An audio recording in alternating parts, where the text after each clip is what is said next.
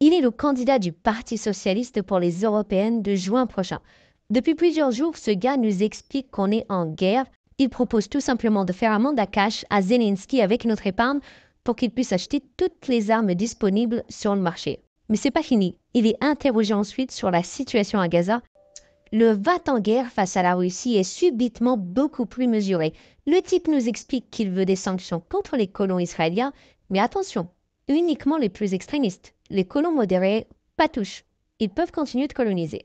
On est en guerre contre la Russie. Ce que nous sommes aujourd'hui, nous sommes dans un état de guerre hybride. Ça veut dire un état qui est à mi-chemin entre l'état de paix et l'état de guerre. Les mots ont un sens et les députés y ont réfléchi à ce que ça veut dire économie de guerre. Ils disent c'est élargir la commande publique dans la défense, ça vous l'avez dit, contrôler les approvisionnements, les productions, mais c'est aussi faire appel au financement privé, par exemple, inciter les banques, les investisseurs et même les épargnants c'est mobiliser individuels. Oui. Donc vous dites aux Français, vous avez votre livret A qui sert normalement à envoyer de l'argent pour le logement social. Non, faut le diriger vers la défense. Il faut continuer sur la sanction, sur les sanctions des colons les plus extrémistes,